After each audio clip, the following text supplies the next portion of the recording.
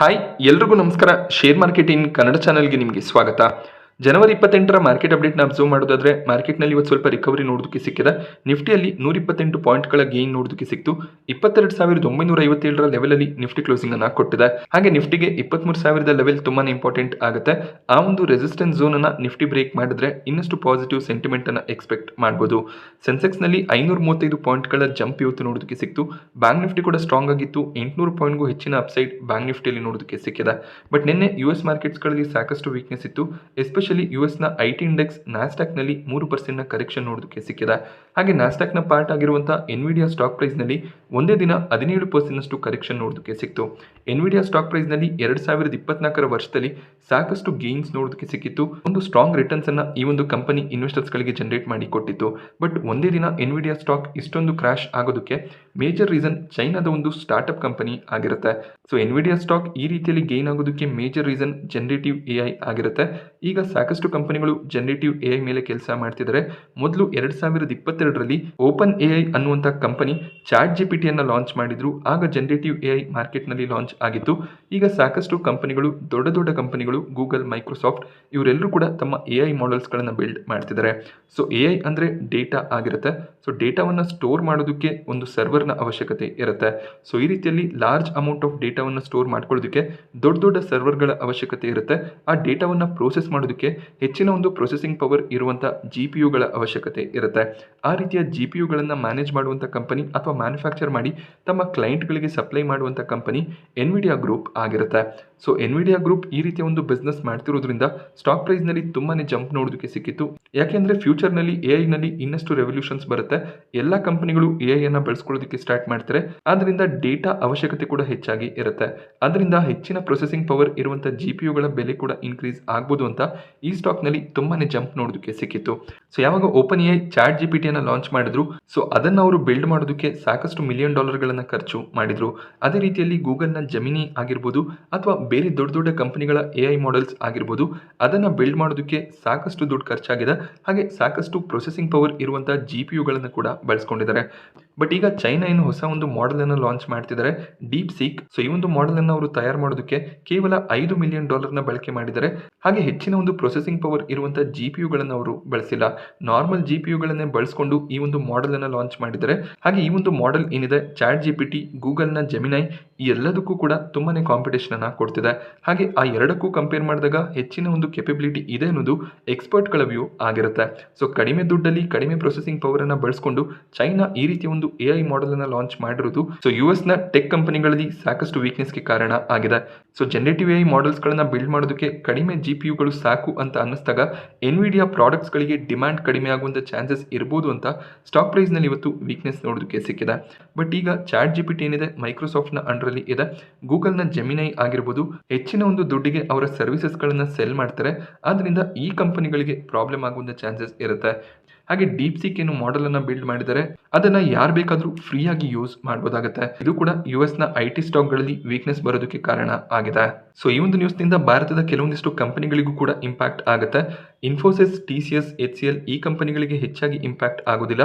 ಯಾಕೆಂದ್ರೆ ಅವರು ತಮ್ಮ ಸ್ವಂತ ಮಾಡೆಲ್ಸ್ ಗಳನ್ನ ಬಿಲ್ಡ್ ಮಾಡೋದಿಲ್ಲ. ಅವರು ಗೂಗಲ್, ಮೈಕ್ರೋಸಾಫ್ಟ್ ಈ ರೀತಿಯ ದೊಡ್ಡ ದೊಡ್ಡ ಕಂಪನಿಗಳ ಮಾಡೆಲ್ಸ್ ಗಳನ್ನ ಯೂಸ್ ಮಾಡಿ ತಮ್ಮ ಕ್ಲೈಂಟ್ ಗಳಿಗೆ ಪ್ರಾಜೆಕ್ಟ್ಸ್ ಅನ್ನ ಬಿಲ್ಡ್ ಮಾಡ್ತಾರೆ. ಸೊ ಹೆಚ್ಚಾಗಿ ಇಂಪ್ಯಾಕ್ಟ್ ಏನಿದೆ ಗೂಗಲ್, ಮೆಟಾ ಈ ರೀತಿಯ ಕಂಪನಿಗಳಿಗೆ ಆಗುತ್ತೆ. ಹಾಗೆ ಭಾರತದ ಮಾರ್ಕೆಟ್ಗೆ ನಾವು ಬಂದಾಗ ಮೇಜರ್ ಆಗಿ ಎಲೆಕ್ಟ್ರಾನಿಕ್ ಕಾಂಪೋನೆಂಟ್ಸ್ ಅನ್ನ ಮ್ಯಾನುಫ್ಯಾಕ್ಚರ್ ಮಾಡುವಂತಹ ಕಂಪನಿಗಳು Dixon Technologies, Kaynes Technologies, Amber Enterprises, Netweb Technologies ಈ ಕಂಪನಿಗಳ ಸ್ಟಾಕ್ ಪ್ರೈಸ್ ನಲ್ಲಿ ವೀಕ್ನೆಸ್ ಎಕ್ಸ್ಪೆಕ್ಟೆಡ್ ಇರುತ್ತೆ. ನೆಟ್ವೆಬ್ ಟೆಕ್ನಾಲಜೀಸ್ ಈ ಒಂದು ನ್ಯೂಸ್ ನಿಂದ 10% ಇವತ್ತು ಕರೆಕ್ಟ್ ಆಗಿದೆ. ಕೀನ್ಸ್ ಟೆಕ್ನಾಲಜೀಸ್ ಸ್ಟಾಕ್ ಪ್ರೈಸ್ ನಲ್ಲಿ ಕೂಡ 11%ಗೂ ಹೆಚ್ಚಿನ ಕರೆಕ್ಷನ್ ನೋಡೋದಕ್ಕೆ ಸಿಕ್ತು. ಡೆಕ್ಸಾನ್ ಟೆಕ್ನಾಲಜೀಸ್ ಕೂಡ ಅಷ್ಟೇ 5% ಕರೆಕ್ಟ್ ಆಗಿದೆ. ಇಲ್ಲಿ ಕೀನ್ಸ್ ಟೆಕ್ನಾಲಜೀಸ್ ತಮ್ಮ 2026ರ ರೆವೆನ್ಯೂ ಗೈಡೆನ್ಸ್ ಅನ್ನ ಕಟ್ ಮಾಡಿರೋದು ಕೂಡ ವೀಕ್ನೆಸ್ಗೆ ಕಾರಣ ಆಗಿದೆ. ಸೊ ಯಾಕೆ ಈ ಕಂಪನಿಗಳಲ್ಲಿ ವೀಕ್ನೆಸ್ ಬರುತ್ತೆ ಅಂದ್ರೆ ಯುಎಸ್ ನಲ್ಲಿ ಬಿಸ್ನೆಸ್ ಮಾಡ್ತಿರುವಂತಹ ಸಾಕಷ್ಟು ಎಲೆಕ್ಟ್ರಾನಿಕ್ ಮ್ಯಾನುಫ್ಯಾಕ್ಚರರ್ ಅಥವಾ ಟೆಕ್ ಕಂಪನಿಗಳು ಈ ಕಂಪನಿಗಳ ಕ್ಲೈಂಟ್ಸ್ ಆಗಿರ್ತಾರೆ. ಯುಎಸ್ ನಿಂದ ಹೆಚ್ಚಿನ ಒಂದು ಬಿಸ್ನೆಸ್ ಕೂಡ ಇವರಿಗೆ ಬರುತ್ತೆ. ಹಾಗೆ ಡೆಕ್ಸಾನ್ ರೀಸೆಂಟ್ ಆಗಿ ಗೂಗಲ್ ನೊಂದಿಗೆ ಪಾರ್ಟ್ನರ್ಶಿಪ್ ಅನ್ನು ಕೂಡ ಮಾಡ್ಕೊಂಡಿದ್ರು. ಗೂಗಲ್ ಪಿಕ್ಸೆಲ್ ಫೋನ್ಗಳನ್ನ ಭಾರತದಲ್ಲಿ ಮ್ಯಾನುಫ್ಯಾಕ್ಚರ್ ಮಾಡುವಂತಹ ಕಾಂಟ್ರಾಕ್ಟ್ ಕೂಡ ಸೈನ್ ಆಗಿತ್ತು. ಇದೆಲ್ಲ ಕೂಡ ಫ್ಯಾಕ್ಟರಿಂಗ್ ಆಗಿ ಈ ಕಂಪನಿಗಳಲ್ಲಿ ವೀಕ್ನೆಸ್ ನೋಡೋದಕ್ಕೆ ಸಿಕ್ಕಿದೆ. ಹಾಗೆ ನಿಫ್ಟಿಯ ಟಾಪ್ ಗೇನರ್ಸ್ ಮತ್ತು ಲೂಸರ್ಸ್ ಅನ್ನು ಅಬ್ಸರ್ವ್ ಮಾಡಿದಾಗ ಬಜಾಜ್ ಫಿನಾನ್ಸ್ ಇವತ್ತು ಟಾಪ್ ಗೇನರ್ ಆಗಿತ್ತು. 4% ಹೆಚ್ಚಿನ ಜಂಪ್ ಬಜಾಜ್ ಫಿನಾನ್ಸ್ ಅಲ್ಲಿ ನೋಡೋದಕ್ಕೆ ಸಿಕ್ತು. ಆಕ್ಸಿಸ್ ಬ್ಯಾಂಕ್ ಕೂಡ ಇವತ್ತು 3% ಗೇನ್ ಆಗಿದೆ. ಕೇವಲ ಆಕ್ಸಿಸ್ ಬ್ಯಾಂಕ್ ಅಷ್ಟೇ ಅಲ್ಲ, ICICI bank, HDFC bank stock price ನಲ್ಲಿ ಕೂಡ ಸಾಕಷ್ಟು ಗೇನ್ ನೋಡೋದಕ್ಕೆ ಸಿಕ್ತು. ಸೊ ಇದಕ್ಕೆ ರೀಸನ್ RBI ನ ಕಡೆಯಿಂದ ಬಂದಂತ ಒಂದು ಸ್ಟೇಟ್ಮೆಂಟ್ ಆಗಿರುತ್ತೆ. ಸೊ RBI ಬ್ಯಾಂಕ್ಗಳಲ್ಲಿ ಲಿಕ್ವಿಡಿಟಿಯನ್ನು ತರುವಂತ ಪ್ರಯತ್ನವನ್ನ ಮಾಡ್ತಿದ್ದಾರೆ. ಸೊ ಇಲ್ಲಿ ಲಿಕ್ವಿಡಿಟಿ ಅಂದರೆ ಸಿಂಪಲ್ ಆಗಿ ಅರ್ಥ ಮಾಡ್ಕೋಬೇಕು ಅಂದರೆ ಬ್ಯಾಂಕ್ಗಳು ಏನು ಲೋನ್ಗಳನ್ನು ಡಿಸ್ಟ್ರಿಬ್ಯೂಟ್ ಮಾಡ್ತಾರೆ ಆ ಲೋನ್ ಡಿಸ್ಟ್ರಿಬ್ಯೂಷನ್ ಕೆಪಾಸಿಟಿ ಇನ್ಕ್ರೀಸ್ ಮಾಡಬೇಕು ಅನ್ನೋದು RBI ನ ಉದ್ದೇಶ ಆಗಿದೆ. ಸೊ ಬ್ಯಾಂಕ್ನಲ್ಲಿ ಲಿಕ್ವಿಡಿಟಿಯನ್ನು ತರೋದಕ್ಕೆ ಸಾಕಷ್ಟು ಮೆಥಡ್ಸ್ ಇದೆ. ಅದರಲ್ಲಿ ಒಂದು ಬ್ಯಾಂಕ್ಗಳ ಹತ್ರ ಏನು ಡಾಲರ್ಗಳಿರುತ್ತೆ ಆ ಡಾಲರ್ಗಳನ್ನು ಹೆಚ್ಚಿನ ವ್ಯಾಲ್ಯೂಗೆ ಸೆಲ್ ಮಾಡಿ ಅದನ್ನು ರುಪಿಯಾಗಿ ಕನ್ವರ್ಟ್ ಮಾಡಿ ಹೆಚ್ಚಿನ ಒಂದು ಲೆಂಡಿಂಗನ್ನು ಮಾಡೋದು. ಹಾಗೆಯೇ ಮುಂದಿನ ದಿನಗಳಲ್ಲಿ ಡಾಲರ್ನ ವ್ಯಾಲ್ಯೂ ಕಡಿಮೆ ಆದಾಗ ಮತ್ತೆ RBI ಆ ಡಾಲರನ್ನು ಬ್ಯಾಂಕ್ಗಳಿಗೆ ರಿಟರ್ನ್ ಮಾಡೋದು. ಈ ರೀತಿಯಲ್ಲಿ ಸಾಕಷ್ಟು ಮೆಜರ್ಸ್ಗಳನ್ನು RBI ತಗೋತಾರೆ. ಈ ರೀತಿಯಲ್ಲಿ ಲಿಕ್ವಿಡಿಟಿ ಬೂಸ್ಟ್ ಬ್ಯಾಂಕ್ಗಳಿಗೆ ಸಿಗ್ಬೋದು ಅನ್ನುವಂಥ ಒಂದು ನ್ಯೂಸ್ನಿಂದ ಬ್ಯಾಂಕಿಂಗ್ ಸೆಕ್ಟರ್ನ ಸ್ಟಾಕ್ಗಳಲ್ಲಿ ಗೇನ್ ನೋಡೋದಕ್ಕೆ ಸಿಕ್ಕಿದೆ. ಆಲ್ಮೋಸ್ಟ್ 60,000 ಕೋಟಿಯಷ್ಟು ಇನ್ಫ್ಯೂಷನ್ ಅನ್ನು ಬೇರೆ ಬೇರೆ ಬ್ಯಾಂಕ್ಗಳಲ್ಲಿ RBI ಮಾಡುವಂಥ ಉದ್ದೇಶವನ್ನು ಇಟ್ಕೊಂಡಿದ್ದಾರೆ. ಹಾಗೆ ಶ್ರೀರಾಮ್ ಫಿನಾನ್ಸ್ನ ಸ್ಟಾಕ್ ಪ್ರೈಸ್ನಲ್ಲಿ ಕೂಡ 4% ಜಂಪ್ ನೋಡೋದಕ್ಕೆ ಸಿಕ್ಕಿದೆ. ಇವರು ತಮ್ಮ Q3 ರಿಸಲ್ಟ್ ಅನ್ನು ಡಿಕ್ಲೇರ್ ಮಾಡಿದ್ರು. ಒಂದು ಸ್ಟ್ರಾಂಗ್ ರಿಸಲ್ಟ್ ಬಂದಿತ್ತು. ಬ್ರೋಕರೇಜ್ಗಳು ಟಾರ್ಗೆಟ್ ಅನ್ನು ಕೂಡ ಇನ್ಕ್ರೀಸ್ ಮಾಡಿದ್ರು. ಆ ರೀಸನ್ ಇಂದ ಸ್ಟ್ರಾಂಗ್ ಬೈಯಿಂಗ್ ಎಮರ್ಜ್ ಆಗ್ತದೆ. ಬಜಾಜ್ ಫಿನ್ಸರ್ ಕೂಡ 3% ಜಂಪ್ ಆಯಿತು. ಸಿಪ್ಲಾ ಸ್ಟಾಕ್ ಪ್ರೈಸ್ನಲ್ಲಿ ಕೂಡ 2.5% ಜಂಪ್ ನೋಡೋದಕ್ಕೆ ಸಿಕ್ಕಿದೆ. ಸಿಪ್ಲಾ ತಮ್ಮ Q3 ರಿಸಲ್ಟ್ ಅನ್ನು ಡಿಕ್ಲೇರ್ ಮಾಡಿದರೆ ಕಂಪನಿಯ ರೆವೆನ್ಯೂಸ್ ಕ್ವಾರ್ಟರ್ ಫ್ಲಾಟ್ ಆಗಿ ಡಿಕ್ಲೇರ್ ಆಗಿದೆ. ಬಟ್ ಇಯರ್ ಆನ್ ಇಯರ್ ರೆವೆನ್ಯೂನಲ್ಲಿ ಒಂದು ಸ್ಟ್ರಾಂಗ್ ಜಂಪ್ ನೋಡೋದಕ್ಕೆ ಸಿಕ್ತು. ಹಾಗೆ ಕಂಪನಿಯ ಪ್ರಾಫಿಟ್ಸ್ ಕೂಡ ಸ್ಟ್ರಾಂಗ್ ಆಗಿ ಇನ್ಕ್ರೀಸ್ ಆಗಿದೆ. 1,575 ಕೋಟಿ ಪ್ರಾಫಿಟ್ಸ್ ಅನ್ನ ಸಿಪ್ಲಾ ಈ ಒಂದು ಕ್ವಾರ್ಟರ್ನಲ್ಲಿ ಡಿಕ್ಲೇರ್ ಮಾಡಿದರೆ quarter year on year Cipla profits increase ಆಗ್ತದೆ. ಸಿಪ್ಲಾ 2 ಹೊಸ ಡ್ರಗ್ಸ್ ಅನ್ನ ಮಾರ್ಕೆಟ್ನಲ್ಲಿ ಲಾಂಚ್ ಮಾಡಬೇಕು ಅಂತ ಇದ್ರು. ಇದಕ್ಕೆ ಆಲ್ರೆಡಿ ಅವರಿಗೆ ರೆಗ್ಯುಲೇಟರಿ ಕಡೆಯಿಂದ ಅಪ್ರೂವಲ್ ಕೂಡ ಸಿಕ್ಕಿದೆ. 2025ರ ಫಿನಾನ್ಷಿಯಲ್ ಇಯರ್ನಲ್ಲೇ ಈ 2 ಡ್ರಗ್ಗಳು ಮಾರ್ಕೆಟ್ನಲ್ಲಿ ಲಾಂಚ್ ಆಗಬೇಕಾಗಿತ್ತು. ಬಟ್ ಸ್ವಲ್ಪ ಡಿಲೇ ಆಗಿದೆ. ಬಟ್ 2026ರ ಫಿನಾನ್ಷಿಯಲ್ ಇಯರ್ನಲ್ಲಿ ಈ 2 ಡ್ರಗ್ಗಳನ್ನು ಲಾಂಚ್ ಮಾಡ್ತೀವಿ ಅಂತ ಕೂಡ ಹೇಳಿದ್ದಾರೆ. So over all positive sentiment ಇದ್ದಿದ್ದರಿಂದ ಸಿಪ್ಲಾ ಇವತ್ತು ಗೇನ್ ಆಗಿದೆ. ಸೊ ಟಾಪ್ ಲೂಸರ್ಸ್ ಲಿಸ್ಟ್ನಲ್ಲಿ ಸನ್ಫಾರ್ಮಾ ನೋಡೋದಕ್ಕೆ ಸಿಕ್ತು. ಸನ್ಫಾರ್ಮಾನಲ್ಲಿ 5% ಕರೆಕ್ಷನ್ ಕಾಣಿಸ್ತಿದೆ. ಬ್ರಿಟಾನಿಯಾ, ಇಂಡಾಲ್ಕೋ ಕೂಡ 2%ಗೂ ಹೆಚ್ಚಾಗಿ ಇವತ್ತು ಕರೆಕ್ಟ್ ಆಗಿದೆ. ಗ್ರಾಸಿಮ್ ಮತ್ತು BLನಲ್ಲಿ ಕೂಡ ಕರೆಕ್ಷನ್ ಕಂಟಿನ್ಯೂ ಆಗ್ತದೆ. ಸೊ ಡಿಫೆನ್ಸ್ ಸೆಕ್ಟರ್ನ ಸ್ಟಾಕ್ಗಳಲ್ಲಿ ಸ್ವಲ್ಪ ವೀಕ್ನೆಸ್ ಇದೆ. ಬಜೆಟ್ ಕೂಡ ಬರ್ತಿದೆ. ಬಜೆಟ್ ಸಂದರ್ಭದಲ್ಲಿ ಡಿಫೆನ್ಸ್ ಸೆಕ್ಟರ್ನ ಸ್ಟಾಕ್ಗಳಿಗೆ ಒಂದು ಬೂಸ್ಟ್ ಗೌರ್ಮೆಂಟ್ನ ಕಡೆಯಿಂದ ಸಿಕ್ಕಿದ್ರೆ ಮತ್ತೆ ಡಿಫೆನ್ಸ್ ಸೆಕ್ಟರ್ನ ಸ್ಟಾಕ್ಸ್ ಗೇನ್ ಆಗೋ ಒಂದು ಚಾನ್ಸಸ್ ಇರುತ್ತೆ. ಸೊ ಟಾಟಾ ಸ್ಟೀಲ್ ಕೂಡ ಇವತ್ತು 2% ಗೇನ್ ಆಯಿತು. ಇದಕ್ಕೂ ಕೂಡ ರೀಸನ್ ಕಂಪನಿಯ ರಿಸಲ್ಟ್ ಆಗಿರುತ್ತೆ. ಸೊ ಕಂಪನಿಯ ಪ್ರಾಫಿಟ್ಸ್ ಫಾಲ್ ಆಗ್ತಿರೋದು ಕಾಣಿಸ್ತಿದೆ. ರೆವೆನ್ಯೂ ಕೂಡ 3% ಇಯರ್ ಆನ್ ಇಯರ್ ಫಾಲ್ ಆಗಿದೆ. ಬಟ್ ಸ್ಟಿಲ್ ಒಳ್ಳೆ ಒಂದು ಪಾಸಿಟಿವ್ ಕ್ಲೋಸಿಂಗ್ ಟಾಟಾ ಸ್ಟೀಲ್ನಲ್ಲಿ ನೋಡೋದಕ್ಕೆ ಸಿಕ್ತು. ಅದಕ್ಕೆ ರೀಸನ್ ಬ್ರೋಕರೇಜ್ಗಳು ಟಾಟಾ ಸ್ಟೀಲ್ ಈ ಒಂದು ಕ್ವಾರ್ಟರ್ನಲ್ಲಿ ಲಾಸ್ ಡಿಕ್ಲೇರ್ ಮಾಡಬಹುದು ಅಂತ ಹೇಳಿದ್ರು. ಟಾಟಾ ಸ್ಟೀಲ್ 295 ಕೋಟಿಯ ಪ್ರಾಫಿಟ್ಸ್ ಅನ್ನು ಡಿಕ್ಲೇರ್ ಮಾಡಿದ್ದಾರೆ. ಲಾಸ್ಟ್ ಕ್ವಾರ್ಟರ್ನಲ್ಲಿ 759 ಕೋಟಿ ಪ್ರಾಫಿಟ್ ಡಿಕ್ಲೇರ್ ಆಗಿತ್ತು. ಡಿಸೆಂಬರ್ 2023ರಲ್ಲಿ 522 ಕೋಟಿ ಪ್ರಾಫಿಟ್ಸ್ ಅನ್ನು ಡಿಕ್ಲೇರ್ ಮಾಡಿದ್ರು. Year on year quarter profit fall ಆಗ್ತದೆ. ಬಟ್ ಸ್ಟೀಲ್ ಸೆಕ್ಟರ್ನ ಸ್ಟಾಕ್ಗಳಲ್ಲಿ ಈ ವೀಕ್ನೆಸ್ ಬರ್ಬೋದು ಅನ್ನೋದು ಬ್ರೋಕರೇಜ್ಗಳ ವ್ಯೂ ಆಗಿತ್ತು. ಸೊ ಬ್ರೋಕರೇಜ್ಗಳ ಎಸ್ಟಿಮೇಷನ್ಸ್ಗಿಂತ ಒಂದು ಸ್ಟ್ರಾಂಗ್ ರಿಸಲ್ಟ್ ಟಾಟಾ ಸ್ಟೀಲ್ನ ಕಡೆಯಿಂದ ಬಂದಿದೆ. ಹಾಗೆ ಸಾಕಷ್ಟು ಬ್ರೋಕರೇಜ್ಗಳು 150ರ ಅರೌಂಡಲ್ಲಿ ಟಾಟಾ ಸ್ಟೀಲ್ ಟಾರ್ಗೆಟ್ ಅನ್ನು ಫಿಕ್ಸ್ ಮಾಡಿದ್ದಾರೆ. ಈ ರೀಸನ್ನಿಂದ ಟಾಟಾ ಸ್ಟೀಲ್ನಲ್ಲಿ ಒಂದು ಸ್ಟ್ರಾಂಗ್ ಜಂಪ್ ನೋಡೋದಕ್ಕೆ ಸಿಕ್ಕಿದೆ. LNT ಸ್ಟಾಕ್ ಪ್ರೈಸ್ನಲ್ಲಿ 1% ಕರೆಕ್ಷನ್ ಇವತ್ತು ನೋಡೋದಕ್ಕೆ ಸಿಕ್ತು. ಬಟ್ ಕಂಪನಿಗೆ 2,500 ಕೋಟಿಯ ಆರ್ಡರ್ ಸಿಕ್ಕಿದೆ. ಉಜ್ಬೇಕಿಸ್ತಾನ್ನಲ್ಲಿ AI ಡೇಟಾ ಸೆಂಟರ್ನ ಬಿಲ್ಡ್ ಮಾಡೋದಕ್ಕೆ ಆರ್ಡರ್ನ LNT ಪಡ್ಕೊಂಡಿದ್ದಾರೆ. ಸ್ಟ್ರಾಂಗ್ ಆರ್ಡರ್ಗಳು LNTಗೆ ಬರ್ತಿರುತ್ತೆ. ಬಟ್ LNT ಏನು ರೆವೆನ್ಯೂನ ಈ ಆರ್ಡರ್ಗಳಿಂದ ಜನರೇಟ್ ಮಾಡ್ತಾರೆ, ಅಷ್ಟೇ ಎಕ್ಸ್ಪೆನ್ಸಸ್ ಕೂಡ ಇರೋದ್ರಿಂದ ಸೊ ಹೆಚ್ಚಿನ ಒಂದು ಮಾರ್ಜಿನ್ಸ್ ಅನ್ನು ಅವರು ಪ್ರೊಟೆಕ್ಟ್ ಮಾಡ್ಕೊಳ್ಳೋದಕ್ಕೆ ಸಾಧ್ಯ ಆಗೋದಿಲ್ಲ. ಆದ್ದರಿಂದ ನಮಗೆ ಪ್ರಾಫಿಟ್ಸ್ ಅಷ್ಟಾಗಿ ಗ್ರೋ ಆಗೋದು ಕಾಣಿಸೋದಿಲ್ಲ. 1 ಲಕ್ಷ ಕೋಟಿ ಅರೌಂಡಲ್ಲಿ ಇವರು ಆರ್ಡರ್ ಬುಕ್ ಅನ್ನು ಹೊಂದಿದ್ರು ಕೂಡ ಅದರಿಂದ ನಮಗೆ ಪ್ರಾಫಿಟ್ಸ್ ಕೇವಲ 2,000ರಿಂದ 3,000 ಕೋಟಿ ಅರೌಂಡಲ್ಲಿ ನೋಡೋದಕ್ಕೆ ಸಿಗುತ್ತೆ. ಇವತ್ತಿನ FII-DII ಆಕ್ಟಿವಿಟಿಯನ್ನು ಅಬ್ಸರ್ವ್ ಮಾಡಿದಾಗ FIIs ಕಡೆಯಿಂದ ಇವತ್ತು ಕೂಡ ನೆಟ್ ಸೆಲ್ಲಿಂಗ್ ಕಂಟಿನ್ಯೂ ಆಗಿದೆ. 4,920 ಕೋಟಿ ಅಮೌಂಟ್ನ ನೆಟ್ ಸೆಲ್ಲಿಂಗ್ FIIs ಕಡೆಯಿಂದ ಬಂತು. DIIs 6,814 ಕೋಟಿ ಅಮೌಂಟ್ನ ಶೇರ್ಸ್ಗಳನ್ನು ಬೈ ಮಾಡ್ಕೊಂಡಿದ್ದಾರೆ. ರೇಲ್ಟೆಲ್ ಸ್ಟಾಕ್ ಪ್ರೈಸ್ನಲ್ಲಿ ಬೆಳಗಿನ ಸೆಷನ್ನಲ್ಲಿ 7% ಕರೆಕ್ಷನ್ ನೋಡೋದಕ್ಕೆ ಸಿಕ್ಕಿತ್ತು. ಅದಾದಮೇಲೆ ಸ್ಟಾಕ್ ಸ್ವಲ್ಪ ರಿಕವರ್ ಆಗಿದೆ. ಸೊ ಕಂಪನಿಯ ರೆವೆನ್ಯೂಸ್ ಕ್ವಾರ್ಟರ್ ಫಾಲ್ ಆಗ್ತಿರೋದು ಕಾಣಿಸ್ತಿದೆ. Year on year revenues increase ಆಗಿದೆ. ಬಟ್ ಪ್ರಾಫಿಟ್ಸ್ ಅನ್ನು ಅಬ್ಸರ್ವ್ ಮಾಡಿದಾಗ profits year on year flat ಆಗಿ ಡಿಕ್ಲೇರ್ ಆಗಿದೆ. 65 ಕೋಟಿ ಪ್ರಾಫಿಟ್ಸ್ ಅನ್ನು ಈ ಕ್ವಾರ್ಟರ್ನಲ್ಲಿ ಡಿಕ್ಲೇರ್ ಮಾಡಿದ್ದಾರೆ. ಡಿಸೆಂಬರ್ 2023ರಲ್ಲಿ 62 ಕೋಟಿಯ ಪ್ರಾಫಿಟ್ ಡಿಕ್ಲೇರ್ ಆಗಿತ್ತು. ಲಾಸ್ಟ್ ಕ್ವಾರ್ಟರ್ನಲ್ಲಿ 73 ಕೋಟಿ ಪ್ರಾಫಿಟ್ಸ್ ಅನ್ನು ಡಿಕ್ಲೇರ್ ಮಾಡಿದ್ರು. ಹಾಗೆ ಆಪರೇಟಿಂಗ್ ಪ್ರಾಫಿಟ್ಸ್ ಕೂಡ ಡ್ರಾಪ್ ಆಗ್ತಿರೋದು ಕಾಣಿಸ್ತಿದೆ. ಸೊ ಆಪರೇಷನಲ್ ಪರ್ಫಾರ್ಮೆನ್ಸ್ ಅಷ್ಟು ಸ್ಟ್ರಾಂಗ್ ಆಗಿ ಇಲ್ಲದೇ ಇರೋ ಒಂದು ರೀಸನ್ ಇಂದ ಸ್ಟಾಕ್ನಲ್ಲಿ ವೀಕ್ನೆಸ್ ಕಾಣಿಸ್ತಿದೆ. ಸೊ ರೈಲ್ವೆ ಸ್ಟಾಕ್ಗಳು ತುಂಬಾ ಗೇನ್ ಆಗಿದೆ. ಬಟ್ ಪರ್ಫಾರ್ಮೆನ್ಸನ್ನು ಅಬ್ಸರ್ವ್ ಮಾಡಿದಾಗ year on year quarter performance flat ಆಗಿ ಇದೆ. ಹೆಚ್ಚಿನ ಒಂದು ಪ್ರಾಫಿಟ್ ಜಂಪ್ ನೋಡೋದಕ್ಕೆ ಸಿಗ್ತಿಲ್ಲ. ಆದ್ದರಿಂದ ರೈಲ್ವೆ ಸ್ಟಾಕ್ಗಳಲ್ಲಿ ಕರೆಕ್ಷನ್ ಇದೆ. ಡಿಫೆನ್ಸ್ನ ರೀತಿಯಲ್ಲಿ ರೈಲ್ವೆ ಸ್ಟಾಕ್ಗಳು ಕೂಡ ಬಜೆಟ್ನಲ್ಲಿ ಫೋಕಸ್ನಲ್ಲಿ ಇರುತ್ತೆ. ಸೊ ರೈಲ್ವೆ ಬಜೆಟ್ ಸ್ಟ್ರಾಂಗ್ ಆಗಿ ಇದ್ರೆ ಈ ಸ್ಟಾಕ್ಗಳು ಮತ್ತೆ ಒಂದು ಗೇನನ್ನು ಕೊಡ್ಬೋದು. ಐಐಎಫ್ಎಲ್ ವೆಲ್ತ್ ಮ್ಯಾನೇಜ್ಮೆಂಟ್ ಈಗ 361 ವಾಮ್ ಲಿಮಿಟೆಡ್ ಅನ್ನುವಂಥ ಹೆಸರಿನಿಂದ ರಿನೌನ್ ಆಗಿದೆ.